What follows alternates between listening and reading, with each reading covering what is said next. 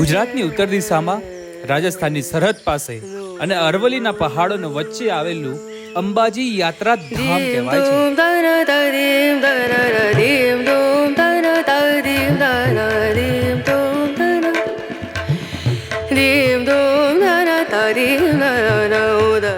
પુરાણોમાં લખ્યું છે કે અહીં અંબિકા વન હતું. અંબાજી એ સમુદ્ર સપાટીથી 1580 ફૂટથી ઊંચાઈ ઉપર અરવલ્લીના પહાડો વચ્ચે વસેલું છે. જો તમે અંબાજી દર્શન કરવા આવી રહ્યા છો તો આ જગ્યા ઉપર ભોજન લેવાનું ભૂલાય નહીં.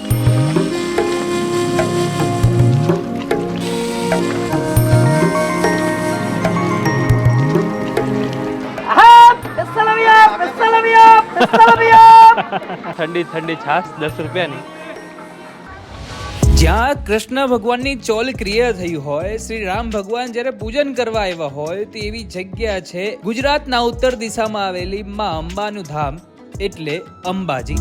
તો મસ્ત છે ગુજરાત સિરીઝના એપિસોડ 2 નંબરની અંદર તમને બતાવીશું અંબાજી ધામ. તો ચલો વિડીયો શરૂ કરીએ આપણે. ओ मजा है गुजरात में हर गली में खुशियाँ दिल से हम गाते मस्त है गुजरात में मस्त है गुजरात में.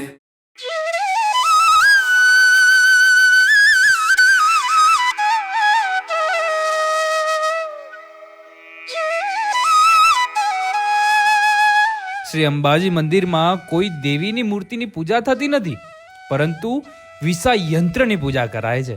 માન્યતા અનુસાર શ્રી યંત્ર છે જે ઉજ્જૈન તેમજ નેપાળના શક્તિપીઠોના મૂળ યંત્ર સાથે સંકળાયેલું હોવાનું અને યંત્રમાં 51 અક્ષર હોવાનું પ્રમાણ છે. દર ભાદરવી પૂનમે અહીંયા સૌથી મોટો મેળો યોજાય છે. દરેક ભાઈ ભક્તો પદયાત્રા કરીને અંબાજી સુધી પહોંચે છે અને અંબાજી જતા રસ્તાની અંદર ઘણા ભાવિ ભક્તો એમની સેવામાં કેમ્પ રાખતા હોય છે. તે કેમ્પની અંદર ઘણી બધી સેવાઓ થતી હોય છે. ફૂડના હોઈ શકે છે અથવા તો માલિશ, કંઈ પણ પાણી, આ બધાની સેવા આ કેમ્પની અંદર કરવામાં આવતી હોય છે. તો તમે ક્યારે જઈ રહ્યા છો માં અંબાના ધામની અંદર?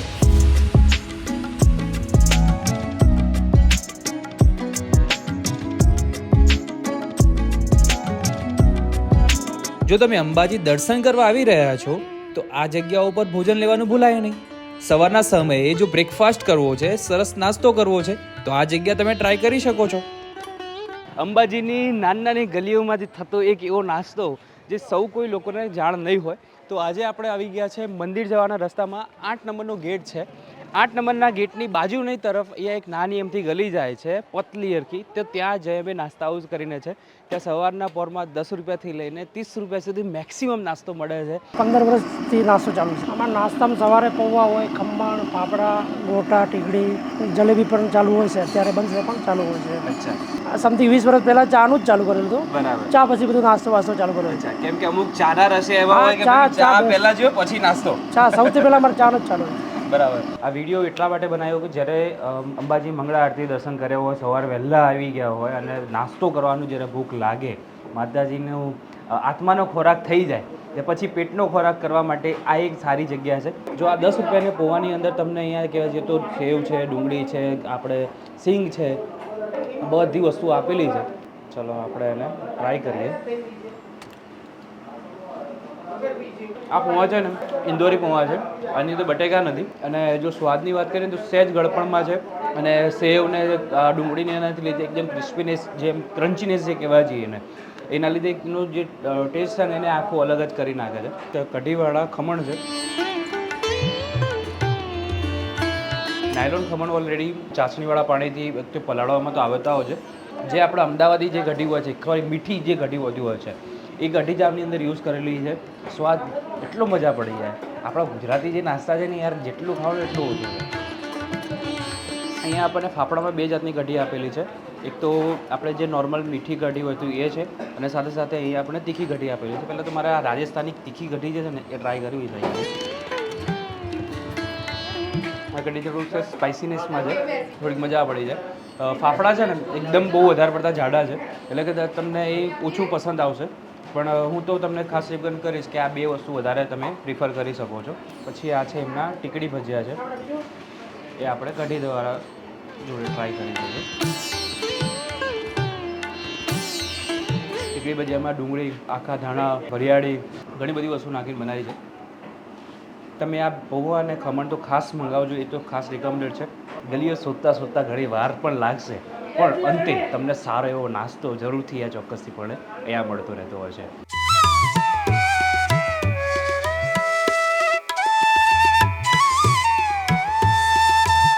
અંબાજીથી 2 કિલોમીટર દૂર ગબ્બરના પહાડ ઉપર આવેલી ગુફામાં માં અંબાનું આદિસ્થાન મનાય છે. દરેક ભાવિ ભક્તો માં અંબાના દર્શન કરવા ગબ્બરે તો ચોક્કસથી જશે. હવે આસાની રહે એટલે ત્યાં રોપવેની પણ વ્યવસ્થા કરવામાં આવેલી છે. માં અંબાના દર્શન કરતાં કરતાં જ્યારે તમે પહાડ ઉપર બેઠા હોવ, સુંદર મજાના પવન સાથે તમે આનંદ માણી શકો છો. અને એવું કહેવાય છે કે ગબ્બરનો ગોખ અને માતાજીનું મંદિર નીચે અંબાજીમાં બંને સીધી રેખામાં હોય ને એવું દેખાય આપણને.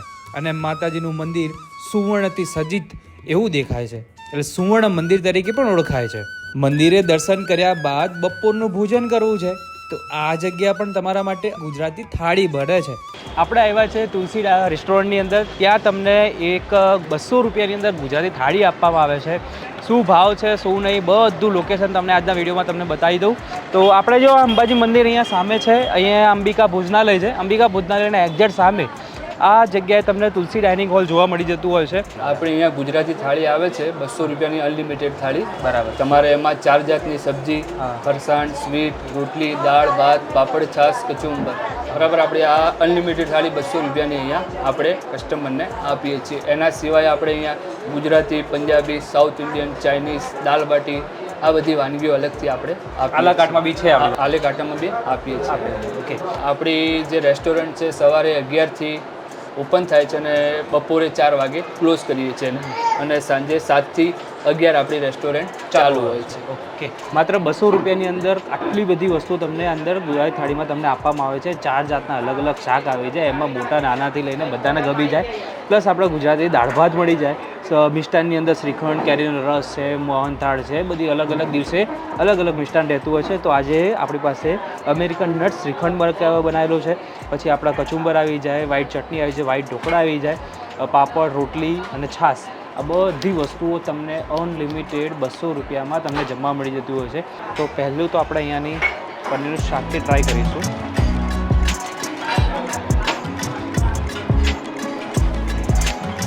પનીર ટીકા મસાલા છે. આપણે જેમ આલા કાર્ટ સિસ્ટમમાં કેવી રીતે પનીર મંગાવતા હોય છે એ રીતે પ્રોપર સ્વાદ બનાવેલો છે. અને પ્લસ આ લોકોનું છે ને પોતાનું જ કિચન છે પાછળ. પંજાબી ને આલા કાર્ટ તમારે કદાચ આ ગુજરાતી થાળી ન જમવી હોય અને તમારે જમવું હોય તો બી તમારી પાસે એક ઓપ્શન છે. આજે કઠોળની અંદર અહીંયા આપણને ચોળા આપેલા છે. ચોળાનો સ્વાદ છે ને વધારે પડતું સ્વીટમાં છે અને નોર્મલ તીખાશ છે. એમાં તમે કદાચ મંદિરે દર્શન કરવા આવો છો માત્ર 200 રૂપિયાની અંદર તમને આ જગ્યાએ તમે જમી શકો છો. અને જ્યારે અમારે બાબરી હોય કાં તો એવું કોઈ દરેક લોકોને જમાડવાના હોય, બ્રાહ્મણને જમાડવા હોય તો ઘણા બધા લોકો અહીંયા ચોક્કસથી આવતા હોય છે. અંબાજીની અંદર રાત્રિ રોકાણ કરવા જઈ રહ્યા છો તો આ એક વાત ખાસ ધ્યાન રાખજો, ગબ્બર ઉપર લેઝર શો થાય છે. દરરોજ સાંજના સમયે ફ્રી ઓફ કોસ્ટની અંદર બધા જ ભાઈ ભક્તોને દર્શન લેઝર શોની આનંદ તમે માણી શકો છો. પૂરેપૂરી દંતકથાઓ બધી એની અંદર જાણવા મળે છે. સરસ મજાની આરતી જોવા મળે છે. આનો લાવો ચોક્કસથી લોજો. જ્યારે જીવનમાં ક્યારે પણ ન જોયું હોય એ વસ્તુ આ લેઝર શોની અંદર તમને જોવા મળવાનું છે.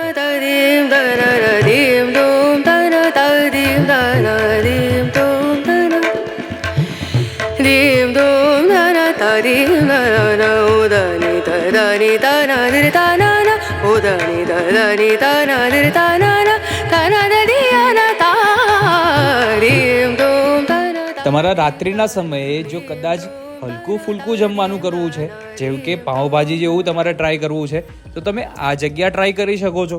કૈલાસ પાઉંભાજી આ જગ્યાએ સમથિંગ 40 થી 42 વર્ષ કંઈ એવું સમથિંગ જૂનું છે.